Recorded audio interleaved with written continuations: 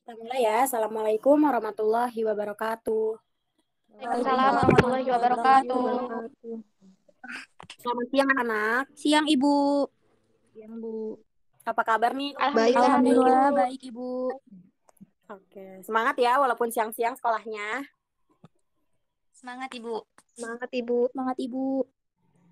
Oke deh, langsung aja ya Ibu absen. Yang namanya dipanggil wajib untuk menjawab hadir.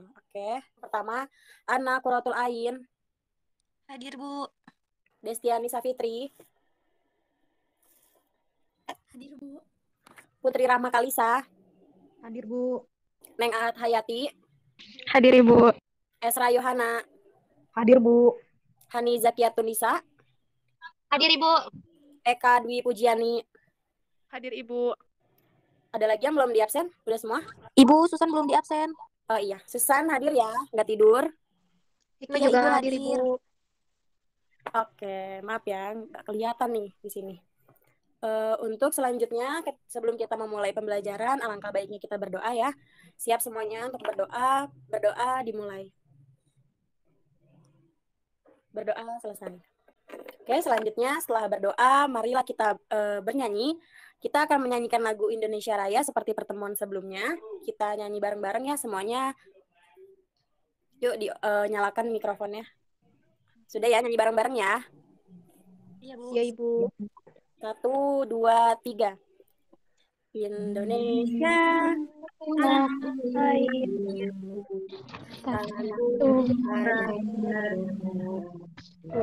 di sanalah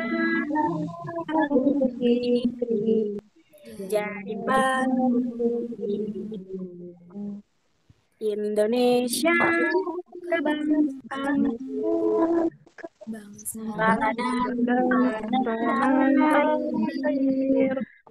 marilah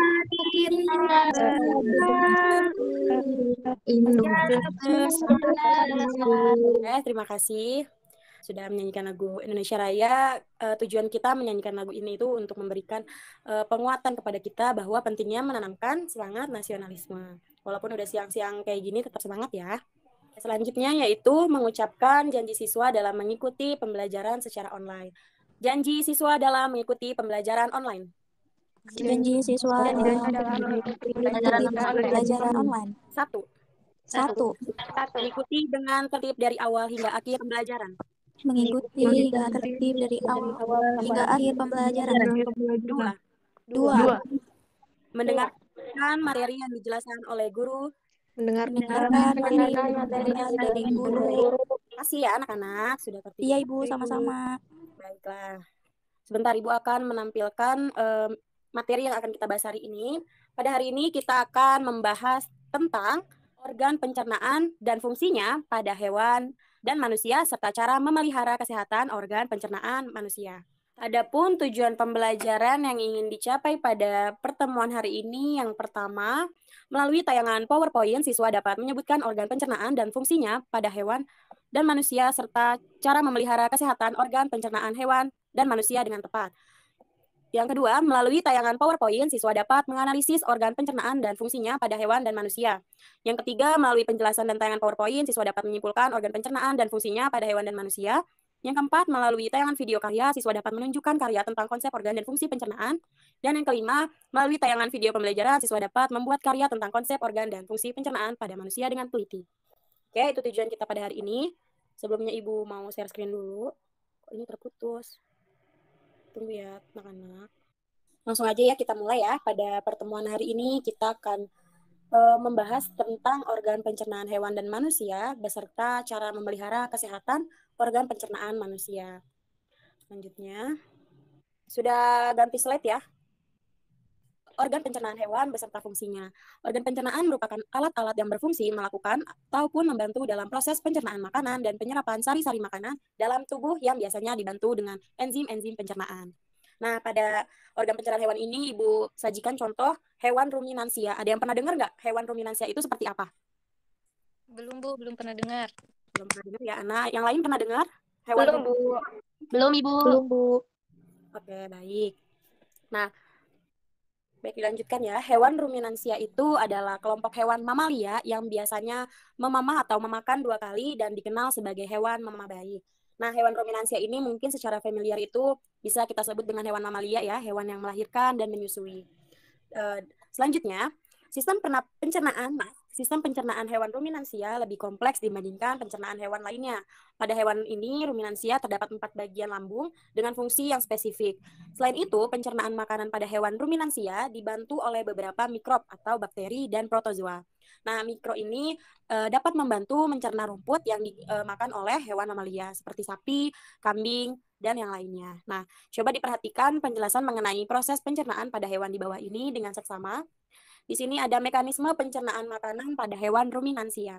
Seperti yang telah dijelaskan sebelumnya, bahwa salah satu contoh hewan ini adalah sapi.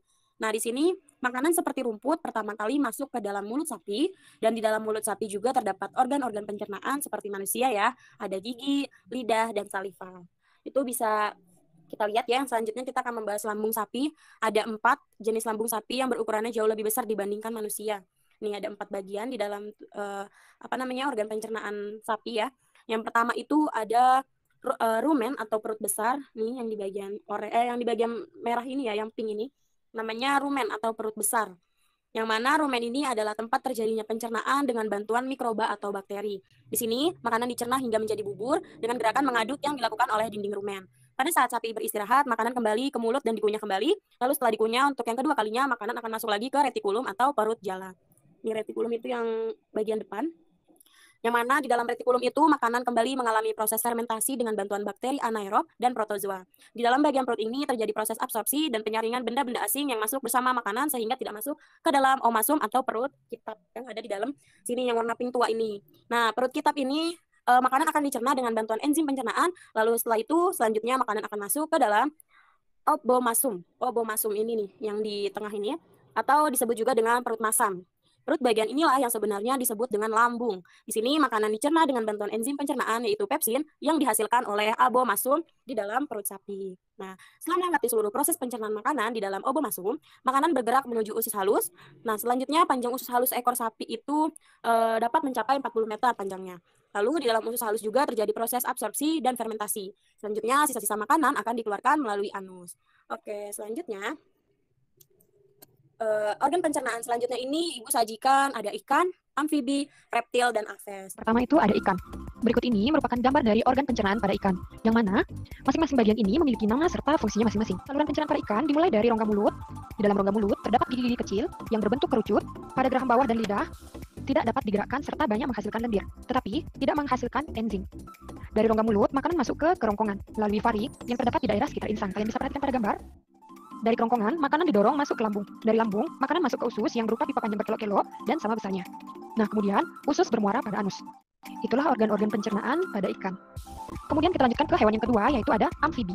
Nah, contohnya di sini buat digunakan itu adalah kodok. Berikut ini merupakan organ pencernaan dari kodok. Mulai rongga mulut pada kodok terdapat gigi berbentuk kerucut untuk memegang mangsa dan terdapat lidah yang panjang dan lengket serta bercabang dua yang berfungsi untuk menangkap mangsanya. Kemudian kerongkongan pada kodok itu berupa saluran pendek. Kemudian lambung berbentuk kantong yang bila terisi makanan menjadi lebar. Dan usus pada kodok dapat dibedakan atas usus halus yang meliputi duodenum, jejunum, dan ileum. Kemudian yang terakhir itu ada kloaka. Kloaka ini merupakan saluran bersama antara saluran pencernaan makanan, saluran reproduksi, dan saluran urin. Nah, itulah organ pencernaan pada kodok. Berikutnya, hewan yang ketiga yaitu ada reptilia. Contohnya di sini yaitu buaya. Buaya memiliki gigi, lidah, dan kelenjar ludah di dalam rongga mulutnya. Gigi buaya runcing dan tajam. Fungsinya yaitu untuk memegang mangsanya. Kelenjar ludah berfungsi untuk membantu menelan makanan. Nah, buaya tidak mencerna makanannya di dalam rongga mulut karena rahang buaya tidak dapat digerakkan untuk mengunyah. Nah, itulah organ pencernaan pada buaya. Hewan yang keempat yaitu ada aves. Contohnya di sini yaitu burung. Yang pertama yaitu paruh pada burung. Paruh berfungsi seperti mulut pada hewan lainnya. Burung pemakan biji menggunakan paruhnya untuk memecah biji, sedangkan burung pemakan daging menggunakan paruhnya untuk mengoyak mangsanya. Hal ini dilakukan sebelum makanan dimasukkan ke dalam rongga mulut. Burung tidak memiliki gigi sehingga makanan tidak dikunyah. Makanan akan langsung masuk ke dalam kerongkongan, kemudian akan disimpan di dalam tembolok. Nah, tembolok ini merupakan pelebaran kerongkongan yang berfungsi sebagai tempat penyimpanan sementara. Makanan dicerna secara kimiawi di dalam lambung kelenjar.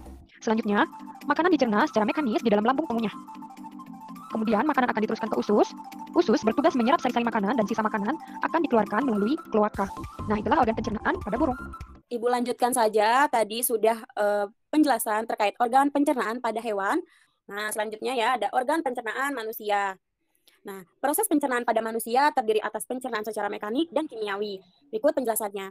Yang pertama, secara mekanik.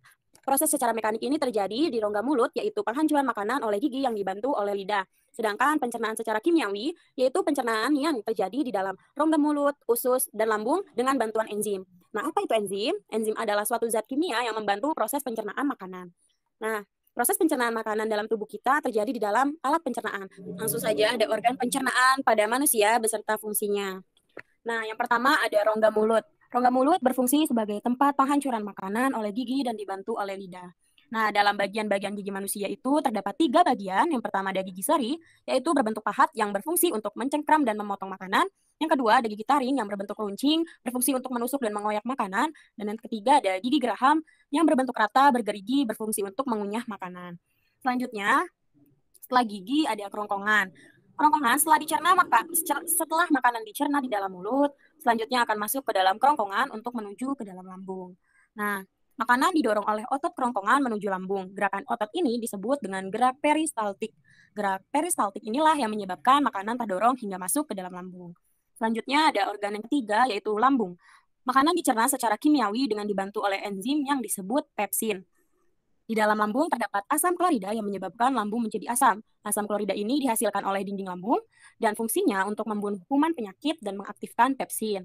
Ketika proses pencernaan terjadi di lambung, otot-otot dinding lambung berkontraksi. Hal tersebut menyebabkan makanan akan tercampur dan terkait dengan enzim serta asam klorida. Secara bertahap, makanan akan menjadi bentuk bubur, kemudian makanan yang telah mengalami pencernaan akan bergerak sedikit demi sedikit ke dalam usus halus. Nah, selanjutnya ada usus. Usus yang menjadi tempat proses penyerapan nutrisi merupakan usus halus. Kemudian, setelah melewati usus halus, sisa makanan masuk ke dalam usus besar. Nah, sisa makanan yang mengalami pembusukan akan dikeluarkan melalui anus dalam bentuk feses. Oke, selanjutnya ada cara memelihara kesehatan organ pencernaan manusia. Cara yang pertama untuk menjaga kesehatan organ pencernaan kita yaitu banyak mengkonsumsi sayuran. Untuk menjaga kesehatan usus, salah satunya dapat kita lakukan yaitu makan makanan yang berserat, contohnya seperti sayur. Yang kedua, mengkonsumsi buah-buahan. Berbagai jenis vitamin dalam buah-buahan sangat baik untuk dikonsumsi, yang berfungsi sebagai proses pencernaan. Jadi antara mengkonsumsi sayuran dan buah-buahan harus seimbang agar keduanya dapat bekerja dengan baik di dalam organ pencernaan kita. Selanjutnya, selain itu kita juga harus mengkonsumsi atau minum air dengan cukup air dapat membantu kita untuk membuang racun dan membantu dalam proses pencernaan makanan di dalam tubuh kita. Selanjutnya yang keempat, mengatur porsi makanan dengan baik. Nah, dalam mengkonsumsi makanan juga sebaiknya disesuaikan dengan kebutuhan tubuh sehingga makanan yang dicerna tidak kekurangan dan tidak kelebihan. Yang kelima ada olahraga dengan teratur. Olahraga dengan teratur juga menjadi salah satu cara untuk meningkatkan kerja sistem pencernaan serta ikut membantu perjalanan makanan di dalam tubuh. Nah, yang terakhir yaitu caranya tidak merokok. Karena kandungan dalam rokok sangat tidak baik untuk tubuh, maka hal ini sangat dilarang untuk dikonsumsi. Oke, sudah selesai. Ibu akan mungkin pertanyaan random bebas siapa aja yang mau menjawab. Apa saja organ pencernaan pada manusia beserta bagian-bagiannya? Oke, Ana, silakan Ana. Ada rongga mulut, kerongkongan, lambung, dan usus, Bu. Ya, betul. Tepuk tangan untuk Ana semuanya. Tepuk tangan, ayo kita kasih penghargaan kepada anak kita sudah menyebutkan. Oke, ada lagi ya. Pertanyaan selanjutnya. Apa saja organ pencernaan pada hewan sapi? Ada yang bisa menyebutkan? Oh, Neng. Ayo, Neng. Silakan menjawab. Ada mulut, Ya. kerongkongan, lambung, Ya. usus halus, dan anus, Bu. Betul sekali, tepuk tangan untuk Neng semuanya. Pintar banget Neng secara lengkap ya. Oke, nanti setelah ini Ibu akan memberikan evaluasi kepada kalian semua terkait materi kita pada hari ini ya. Nanti akan Ibu share Google Form-nya, kalian isi. Dan juga nanti juga ada tugas kelompok nih, anak-anak semuanya. Ibu sudah menyiapkan tugas kelompok dan kelompoknya nanti Ibu bagikan juga, silakan dikerjakan. Oke, baik. Kita berdoa dulu dengan agamanya yang dianut. Oke, berdoa dimulai. Berdoa selesai. Oke, terima kasih kepada anak-anak yang sudah ikut serta hadir dalam pertemuan kita siang hari ini. Ibu ingin mengingatkan bahwa pada saat ini kita belum terbebas dari virus COVID-19, maka Ibu ingatkan kepada kalian untuk selalu mentaati protokol kesehatan ketika keluar rumah, selalu menggunakan masker, menjaga jarak dan tidak membuat kerumunan, serta nggak usah keluar rumah jika tidak terlalu penting ya. Waktu akhiri, mohon maaf jika ada kekurangan pada pertemuan hari ini. Terima kasih. Ibu ucapkan wassalamualaikum warahmatullahi wabarakatuh. Waalaikumsalam.